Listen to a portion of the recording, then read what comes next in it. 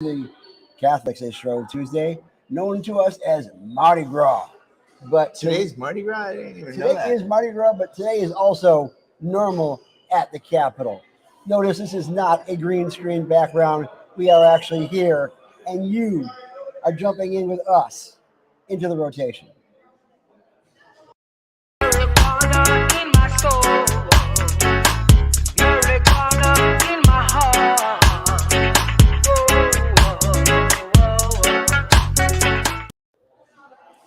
I did not know actually today was Mardi Gras until I listened on the radio on the way up here last night, and Sirius XM radio reminded me that there's a Mardi Gras station. I'm saying, why are they having Mardi Gras if it was like 2 weeks ago?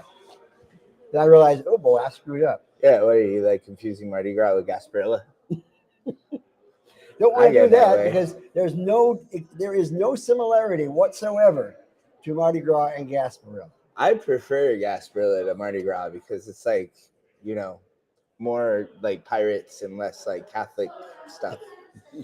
Then you also have that parade right over in Ybor City the week afterwards. Yeah. The parade of what was it? The crew of Saint Iago. The crew of Saint Iago. Saint Iago, for those of you who don't know, is the saint of the patron saint of lost Cubans. Is that really it? I had no idea. The ones who floated over here and stayed, That is actually absolutely perfect for Tampa because Tampa is typically like white people gentrifying Cuban culture. Like, for example, putting salami in Cuban sandwiches and saying it was their idea all along to make a Cuban sandwich. Is that the real reason why vegan? Because you couldn't have a really good Cuban sandwich without them interfering with salami. I have a friend of mine who is also Cuban and Jewish. He puts in corned beef, but we won't get into that now. Maybe instead of advocating for cannabis reform here at the Capitol, we should just advocate for sandwich reform. We are here actually pushing the bar as far as cannabis reform is here in Florida. Now, I have been told that this is the place where woke goes to die. And I've also told it's a place where pre-rolls go to die. And in fact, I think we killed some on the way here, so I guess that's about right. No, we didn't do pre-rolls at the Capitol. We did dabs. Anyways, the point is we actually came here to change the laws because most of the laws they're putting through right now here in Tallahassee are not on the positive side. They actually have a bill right now that is going through that will make it so all level 2 background checks will look for whether you have a medical cannabis card or not, meaning if you have to take a level 2 background check for an apartment or for a job or for anything, they will note that you have a medical card and possibly refuse that job or that apartment or whatever else. And that is just plain wrong. I thought we had this bill coming through today. We do, and it actually interferes with it because we actually have a bill. Medical marijuana public employee protection. Suncoast Normal wrote it. It is an Employee Protection Act, which basically states you cannot be refused employment or fired for having a medical card. And it flies directly into the face of that because you have these jobs, especially when you're working for the government, you have to have a level 2 background check. Or these things that are government adjacent, like contractors who work for the Department of Children and Families on a contract basis. Everybody there would lose their jobs. Oh, in the state of Florida, how it goes, being an employer in the state of Florida, I know it's pretty easy to fire people. Oh yeah, you could simply. You do it all the time over at Chillum, don't you? I believe I could just simply fire somebody just for being ugly. Don't worry, Olivia. You're gorgeous, and you're going to stay there. You're a little skinny, though, but we're going to work on that. Oh, what you need is more Cubans with corned beef in it. Oh, jeez. Or is she vegan, too? She is not vegan. Oh, good. You haven't infected her yet. She is not a vegan. Now, we have a number of bills that we've been pushing, and we actually have this nice little sheet that we're passing out to all the representatives and senators about the bills that we have. Now, one of the bills we have is a medical use for marijuana by out-of-state visitors. We have over 120 million visitors in the state of Florida each year. If only 10% of those folks had medical cards from their states and wanted to use it here, they could get arrested. And, of course, you can't bring cannabis across state lines because it's federally illegal. And so, therefore, if you're going to use medicine here, you have to buy it here. But they're saying that you have a medical card from another state, you can't buy it here. The bill just basically states for the cost of a $10 card, you can go ahead and have access to the dispensaries here and get grandma's medicine or whoever else needs it, and they can be covered. Hmm. And that would actually it raise approximately $7 million. Hey, Herc, how you doing? This is one of my favorite reporters from. You're still working for Politico, aren't I'm you? with Politico, still covering the industry. And he's also a Detroiter. Scoot down a little bit. Go Tigers. That's all I gotta say. And Go ahead and say that in there. Go Tigers. That's all I'm gonna say. and he's one of the few Armenians in the building, from what I understand. There's like 4 of us in the We building. lost Zildjian, I think, right? Zilkis, or Yeah. was he Czechoslovakian? No, if he's IAN, he's one of ours. I am. Anyways, Just wanted you to know, yeah. we do have a bill that got filed today. Which one is it? Polsky filed our employee protection bill that prevents people from losing losing your job for having a medical card. That's interesting. They have not gotten to the committees listed yet, but Polsky is doing the Senate, and I believe Nixon is doing the House version. So I remember, I think it was a corrections officer who lost his job because he tested positive for marijuana when he has a card to use it medicinally. That's right. Yeah, so that would obviously address issues like that. Now, Eric covers all the regulated industries issues still, right? Yes, I still cover the industry as its growth. We just had the new application process for the 22 licenses that is probably going to take forever and a day to get through, but it's some progress, better than no progress. As you might remember when we first met in 2017, Yeah. we were saying, wow, it's been 4 months and they still haven't gotten it done. Well, it's been several years now.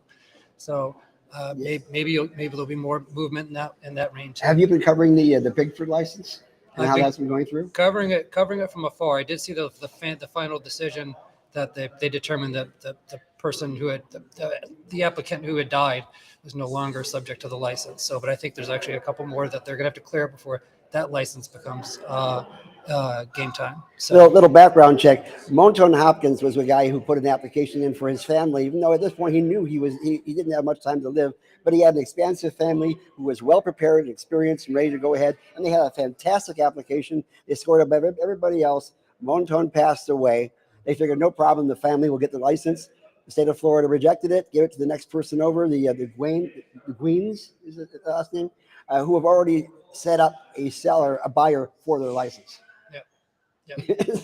So it may not even be a minority license at the end of the day. Yeah, well, even with the Pigfield, some of the applicants were also from the previous iteration of this license. That turned out that it was just a small group trying to pretty much close in on the application so that like only 30 farmers were subject to it. That group got broken apart, but there's still a lot of those applicants you were seeing that were among the 12 who actually applied for that license. Of the 12, how many are automatically doing the rollover to the next line of licenses that are supposedly going to be opened up in April? I thought that they were all. I thought that there was except for the one where the gentleman had died. I think the other ones were able to have the opportunity for the same license that we vied by. I think 150 other applicants. Yeah. DOH is expecting. I mean, you get a chance to do it for free, even though their application fee was actually double what everybody else's was when they first put out the first set of licenses. Right. But I wasn't certain if all 11 were actually going for the rollover, or they're continuing to fight this particular decision. From what I understand, there are about 11 lawsuits against the first license being put out. There were a dozen. Now there's 11. So Yeah, exactly. that is a slow process. But at the end of the day, we still have. Dispensaries are still opening up left and right here in Tallahassee. So, INSA. We were driving down the road and everything was smoke shop and dispensary. Yeah, you got INSA. Jungle Boys is supposed to be coming into West Tennessee Street if you know Tallahassee. I know a lot of people are excited about that. Curaleaf has 2. True Leaf has 2 here. 2 dispensaries here.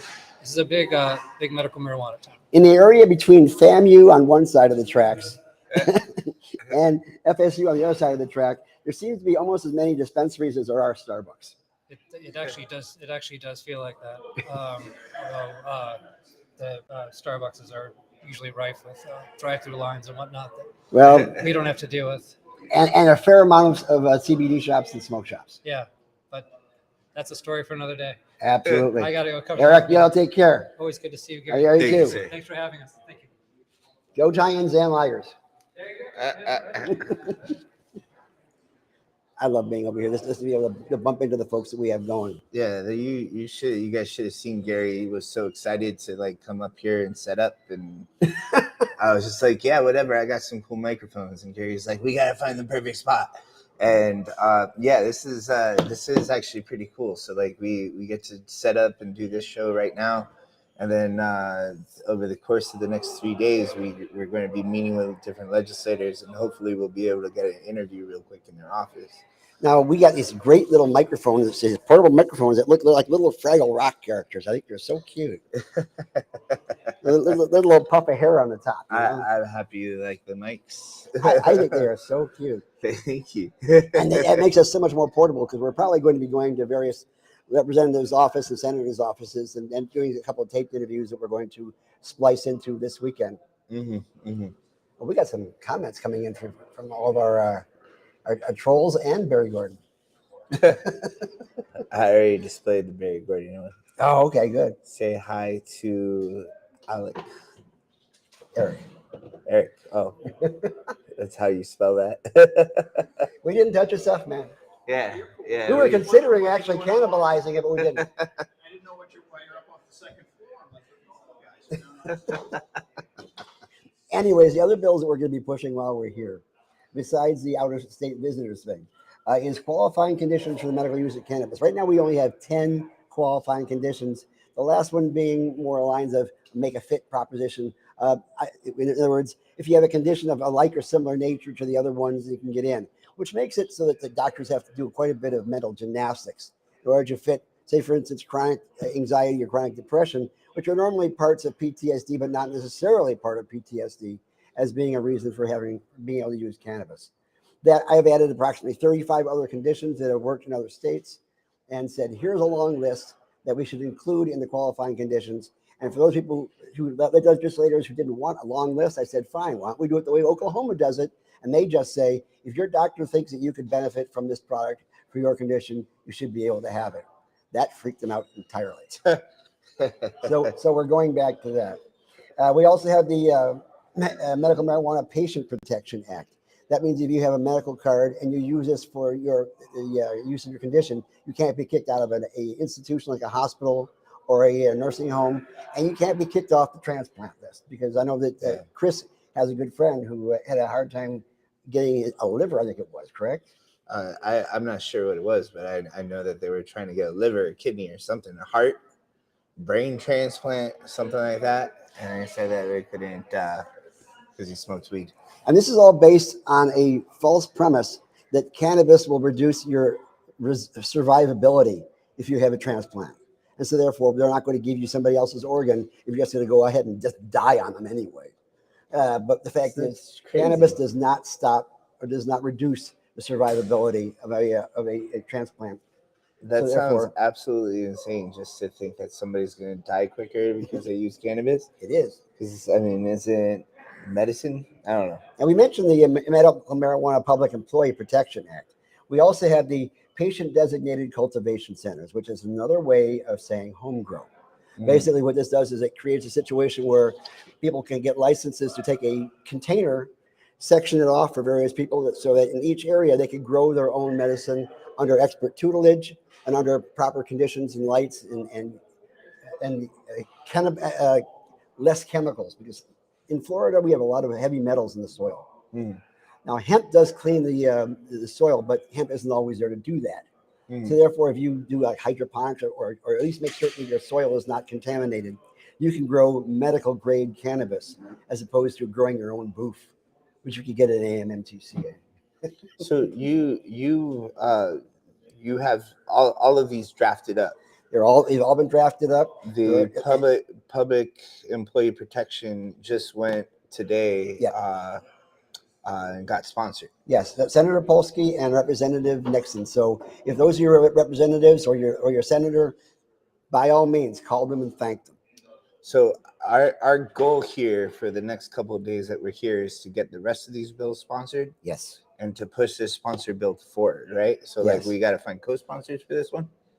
The legislators usually find their own co-sponsors. We do try to help them out. But the first thing, of course, is just to get a sponsor so they can file it and it can be set up for committees. And then the more co-sponsors, the better chance it has of getting into committee. And the final bill, which is we're trying to push. There's another one. There's one more bill, although it's not being filed as a bill. We're going to try to get in as an amendment because it's my understanding that the state of Florida is going to be taking over Child Protective Services. Normally, all those things were contracted out to various private organizations. Those people did not meet their numbers, and many of them lost their contracts, including all the folks from I forget which Eckerd was the organization that lost all their contracts. So they're going to be taking over, and they're going to have to create a legislative set of rules and regulations for that.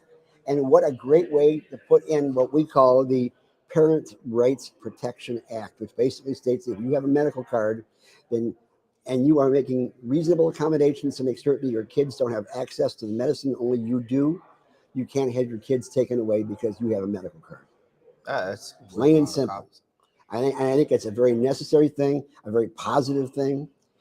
And I don't care if they think it's woke or not, because supposedly, this is a place where woke goes to die. Apparently. I don't want to. You keep on saying that. I'm scared. Well, yeah, I was going to put in wear my shirt that says, "I'm woke, try me." Yeah. Apparently, you have to walk around the Capitol sleepwalking. Well, supposedly the word woke actually means aware of injustice, correct? I believe so. I don't see that as a negative thing. I believe it means aware, just like you're aware of what's happening. I Because- think that's a simple definition of it. Yeah, I don't want to be asleep with the wheel. I'd rather be awoke at the wheel. Yeah.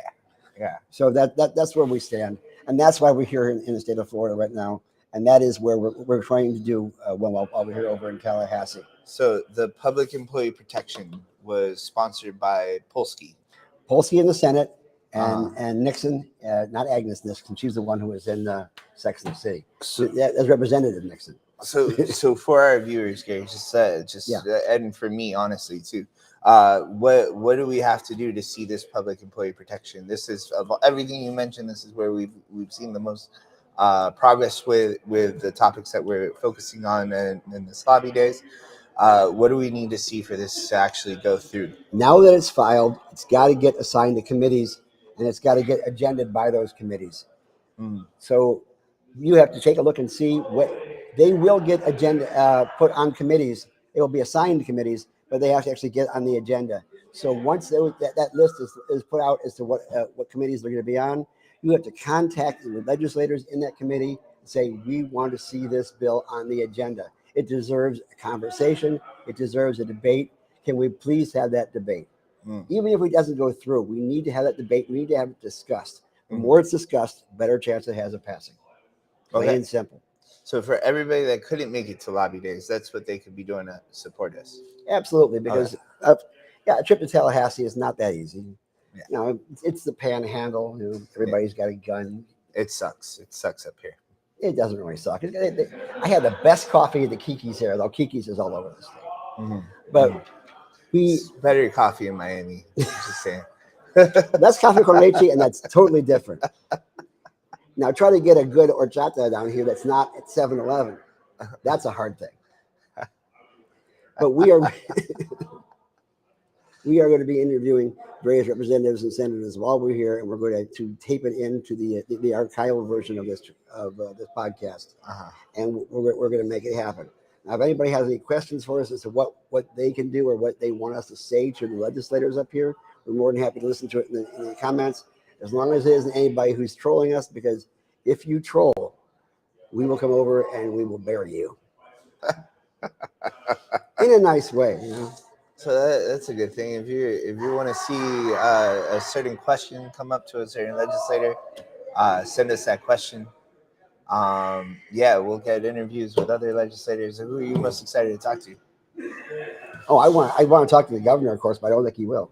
I don't think the governor will talk to us. I think it's funny because I don't think my parents realize that we try to speak to the governor every year. Well, a lot of us were concerned.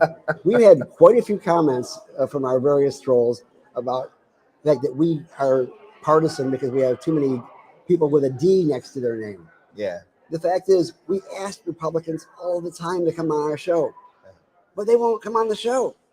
And I guess that's on them because we want to hear what they have to say.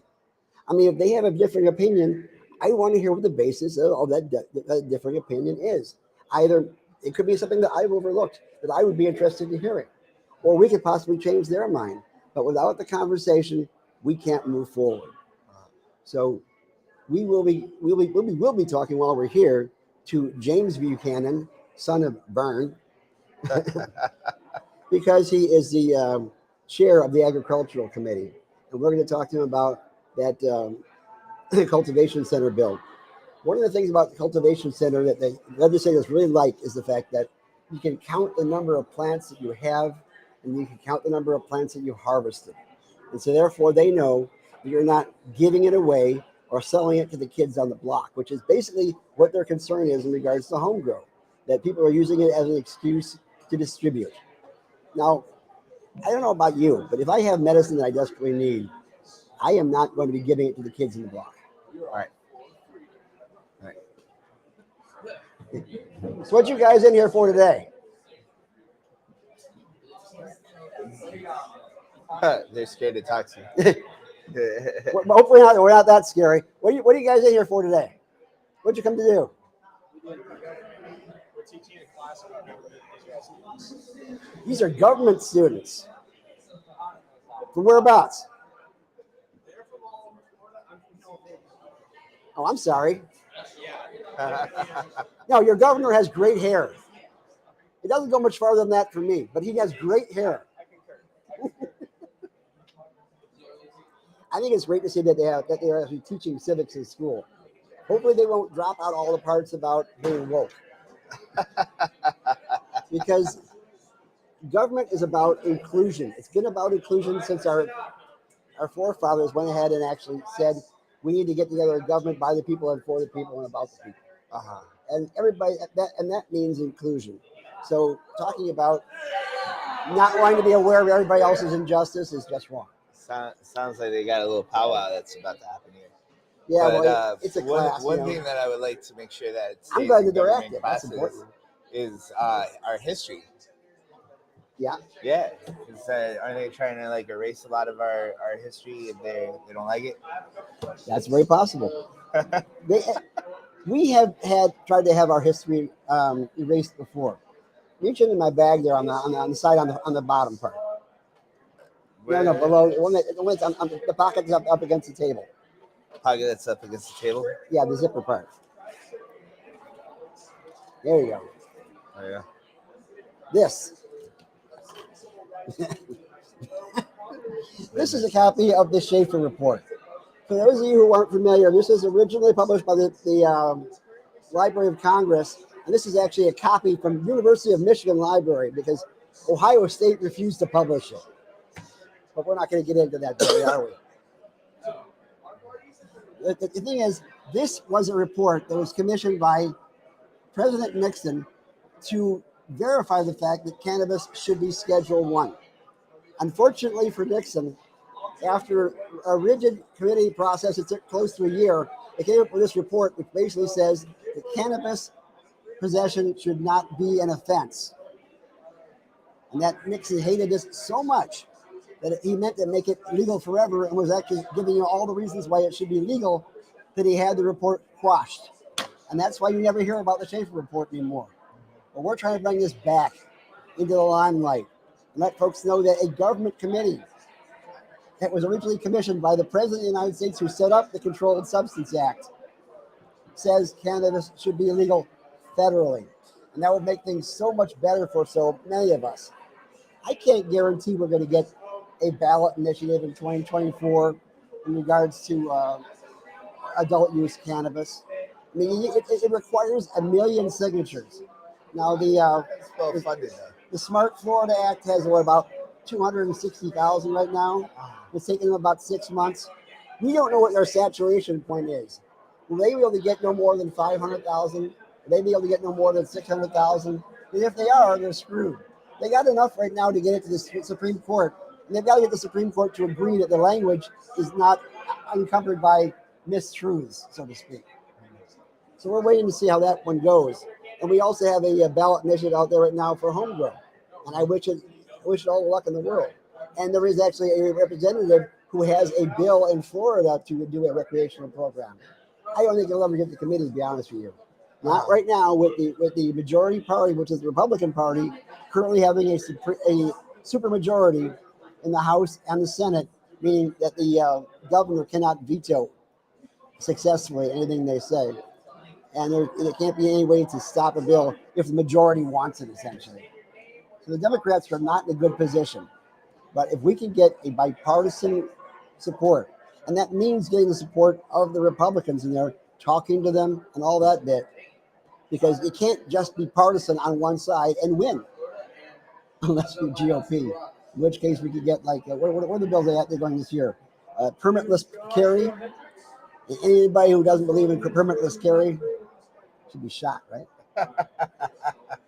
It's a good way to put it. Now, I don't know that will go through, but it is a scary thought, because the whole concept of having a permit is not just to verify the fact that you are mentally and physically and capable of having a gun, but that you had the training to know how to use it. And as Gandalf once said, sometimes the greatest knowledge about a weapon is to know when not to use it. Yeah. And that is the same thing with a gun, and that's what training is all about. People figure if they had a gun, they have to shoot it. No, they don't. They don't. It's good to have a gun if you feel you can protect yourself with it. General safety advice too that you get when you do those things. We always hear that we want marijuana laws like the Wild Wild West, but they want gun laws like the Wild Wild West. Yeah. I don't think that's going to work. I agree in responsible gun ownership, and I agree that people should be unencumbered from overregulation when it comes to gun ownership. Make sure people have training and have the emotional ability to handle it. Otherwise, we're just going to continue along the same mass shooting thing we're going on through right now. Mm-hmm. Now, that said, wouldn't you both agree that having adult use cannabis might also decrease the amount of mass shootings they have out there, because of the fact it is actually a treatment for mental illness? Yeah, it would help. They complain about the fact that mental illness is one of the reasons for all these mass shootings, and yet the treatment is not there. Not only for people who are mentally ill on the street, but also people who are mentally ill and on the job, including first responders, which is so important. Which is why the reason I have an amendment to our Employee Protection Act, which basically creates a study that verifies if you're a first responder, if you are a medevac person, or you are a fireman or a policeman, and have seen things you cannot unsee, and you have PTSD, you should be allowed to use this for treatment for yourself. Because we rely on those people to save our lives. They should have the right to access to medicine that saves theirs. I agree. And I think and that's my soapbox. And I think if you own a gun, you should smoke weed. I think you should smoke weed regardless if you have a gun or not. If you own a sword, you should smoke weed. They have shot people who have brandished swords in this thing. It's kind of like that Indiana Jones thing. The monkey's got a sword kind of thing. It's just so interesting because, like, first off, like, I mean, you can make the argument that a gun has never killed anybody, that it's people that kill people, not guns. But I mean, whatever argument you want to make in that regard, right? You can make the argument that guns have killed people. It's very hard to make that argument that marijuana has killed anybody. And second, I mean, I have a license in my pocket right now to carry marijuana because of medical conditions, right? But I mean, if I didn't have that license and I was carrying marijuana, I mean, what like, there's no training that needs to go on. There's no, like, it just doesn't make sense. The two opposites here, saying that we need to make sure somebody has a marijuana card. We don't need to make sure somebody has a card for a gun. You got your card. And I do practice what I preach. I believe if you have a condition and medical cannabis treats it, you should have access to that. It's just that simple. Do you have a gun permit? No, I don't have a gun permit. I don't feel a need to have a gun. That doesn't mean that I would want to tell anybody they can't have a gun too. Yeah. Just because I don't want it doesn't mean that somebody else can't have it. That's rather selfish, don't you think? I do think that's almost woke.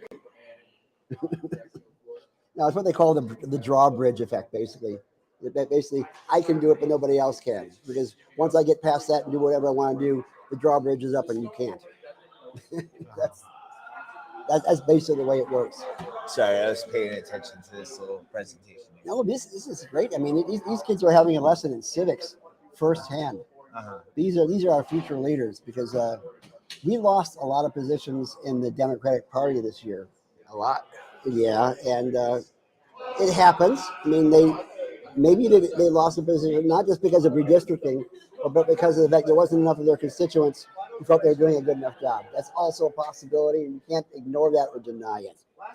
And so Yeah. this may get a chance for that particular party to get some fresh blood in there with new ideas and people who aren't stuck in the 1950s, 60s, or 70s, or 80s, or 90s. So Nikki Fried running for the head of the party. That I think is a positive thing. Yeah. Nikki is running for the head of the Democratic Party, so that she will help out those people who want to run for office.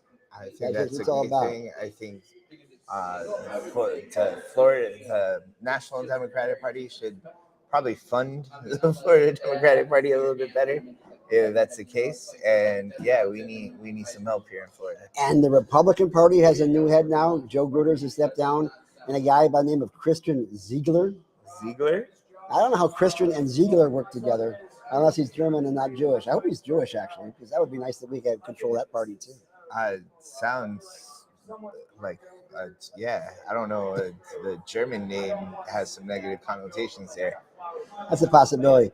I It's have not good for Jews. I have no qualms about the GOP. I am myself an independent, and I do that for a very specific reason, and that is to make certain that I can criticize both sides equally, because it's only through criticism and debate that things can move forward. And the founding fathers actually mentioned that you need to have a bipartisan thing in order to improve, because you have to have at least one opposing side in order to move forward, because moving forward demands debate, it demands conversations. If everybody's on the same side and everybody's a yes man, we're not going to go forward. I was like you. I didn't want to take a political party. You were short. I was Oh, short and Jewish. But no, What a combination, huh? I wanted to keep my nose clear of any political parties. I didn't want to like register anything. The argument was always that I leaned too far to the left, and there was actually a point in time where everybody thought I was libertarian for some reason. But Libertarians make great pro-cannabis people, isn't that right, Steve? I think so too. He sold us these hemp shirts, by the way.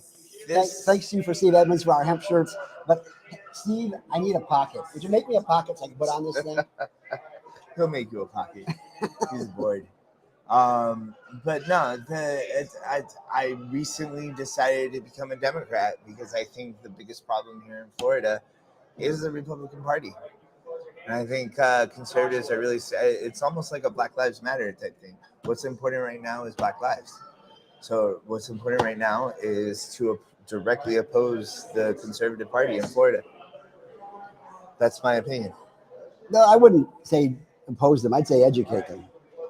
I would say oppose them. I think they are educated.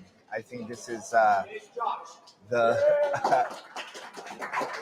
I think this is a point in time where they have the education at their fingertips. They can pull out their phone and Google any concept and get a reasonable answer for their question. And at this point, they're just being ignorant. Well, let me show you an example of education that can be positive.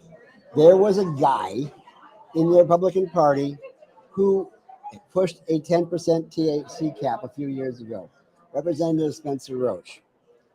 This session, he has a bill that will allow telehealth for the redoing of your cannabis card. This is a step in the right direction. Very good, but isn't he like also directly opposed to like hemp, like free market cannabinoids here? That I'm going to find out when we talk. Well, wasn't he like part of the bill that he put forward with Learned last year? Was that we needed to get rid of Delta 8 THC? That was a part of it that they asked to put in. Yeah, that event that bill never went anywhere. But he is in the process of evolution, which means he is actually listening. And if as they say in sales, if your foot's in the door, you're halfway in. Barry says you might have your foot crushed by the door when they try to slam it even harder on you. Barry says that Roach is still not pro cannabis. Gotta watch his Twitter, Gary. Gotta watch his Twitter. I can't watch Twitter. Or my wife calls it twanger. I don't know why. I don't know how much long Twitter has left to live, to be honest with you, the way it's going right now. But the point is that we're here to educate those who need education. It's called educate to legislate. And that is what one of the things that Normal does. And that's why if you want to be with us and do these kind of things, you need we need you to be part of Suncoast Normal. And that means go to suncoastnormal.org and sign up to be a member. So you can come over here and help us move these bills forward and get involved in all the great events that we have that is there to improve the cannabis program here in Florida, wherever it leads. And little bits and pieces. I mean, before they told us we couldn't possibly have a bill even filed. We've proved them wrong. We actually got a piece of a bill that actually passed last session, and that was a sunsetting bill, which basically stated that if you have a license for MMTC and you don't produce within 2 years, you lose that license, and it goes back into the bin and gets basically awarded at some time or another in the future to somebody else. And that's one of the reasons that Jungle Boys and Cookies got off their proverbial butts and got the sales started, because they knew that their time was going to run out. And I'm talking to you again, Planet 13 and Gold Leaf, and there's a third one there out there that is also still not, is Revolution, that has still yet to actually produce anything or sell anything. And I don't know how soon we're going to get those other 22 licenses. I know the whole process is going to be slow walked. It has been for the last 5 years. I don't see any change in that process. So if we want to have a free market, if we want to have more brands to choose from, lower prices and higher quality, which are all the things that the invisible hand of the economy does when there is actual competition, then we need to have more licenses of different brands. Right. With all due respect to that one particular MMTC, which has over half of the licenses, half of the dispensaries here in the state of Florida, we need more diversity of product. Mm-hmm. I hear you on that one, Gary. And I'm looking forward to seeing more product coming from Cookies and Jungle Boys. They're a little bit higher price right now, but then again, they come from places that understand that quality costs extra. But we need more competition here.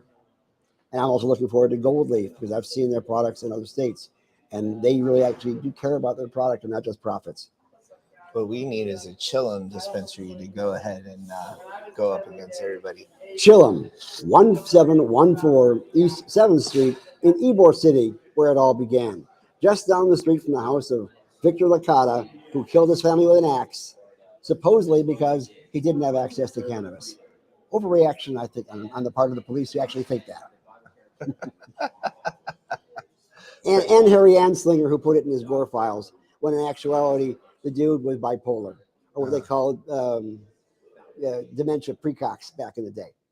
Yeah. But he claimed it was because that cannabis drove him to do it, when it was actually lack of cannabis at that time, because his father was actually treating him because he knew it worked for that particular thing. So, of course, he should have put the axe away.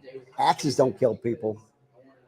Insane people on cannabis kill people. It's like people without gun permits kill people. People who have gone to those franchises of axe throwing things, those people I worry about, because they're honing their skills. So if you see a axe flying towards you, I would say duck, or don't turn your back on it, because you never know. So yeah, anything else we got to tell the people, Gary?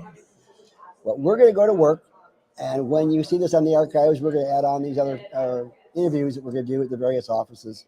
I know we're going to be speaking to a couple people, including Representative Henson from Alachua, who is going to have an adult use bill, and Fentress Driscoll, who is a minority leader of the Democratic Party. And I'm going to try to get as many Republicans as possible. I have some rope. I can get them to stand still. It may be illegal. I might have some problems with the Sergeant at Arms, but we're here to have fun, right? Yeah. All right. Well, so until then, be a member. Peace out. Peace. There you go. Go Bulls.